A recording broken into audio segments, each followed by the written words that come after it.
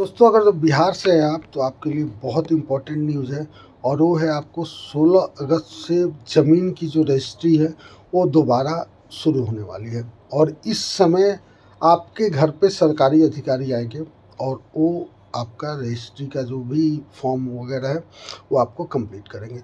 तो दोस्तों जानकारी पूरी रखिए। कारण क्या है कि बहुत सुनहरा मौका है कि आप अपने ज़मीन को अपने नाम पे करवा सकते हैं। बाकी जो विवादित है वो तो रहेगा ही। और जो बार बार आपको जाना होता है, ऑफिस में लाइन लगना होता है, रजिस्ट्री ऑफिस की परेशानी होती है, उस परेशानी से आप बच सकते हैं। तो दोस्तों बिहार सरकार द्वारा जो ज़मीन सर्वे को लेके पिछले 1 साल से अभियान चलाया जा रहा है वो इस बार फिर से उसमें थोड़ा सा बदलाव हुआ है। और 16 अगस्त से आप अपना जो भी पूर्वज का ज़मीन है वो आप अपने नाम पे करवा सकते हैं। उसके लिए जो भी ज़रूरी डॉक्यूमेंट है उसके बारे में हम आपको जानकारी देंगे। अगर तो बात करें दोस्तों ज़मीन की, तो पूर्वजों का ज़मीन आप अपने नाम पे करवाने के लिए सबसे पहले तो आपको एक वंशावली बनानी बहुत ही ज़रूरी है। और मुझे लगता है कि जितने लोग वीडियो देख रहे हैं वो लोग बनवा चुके होंगे, क्योंकि मैं खुद का ही बनवाया हूँ।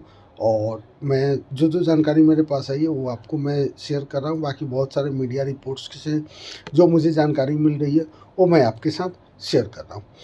और दोस्तों इसके बारे में किसी तक क्वेरी हो तो आप हमें कमेंट में बता सकते हैं। हम जानकारी इकट्ठा करके आपको जानकारी देने की पूरी कोशिश करेंगे।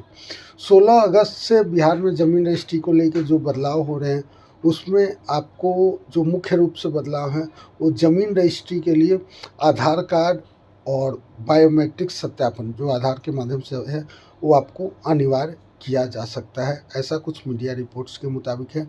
और वहाँ पे आपको आधार अपलोड करना होगा, क्योंकि सब कुछ ये ऑनलाइन तरीके से होने जा रहा है।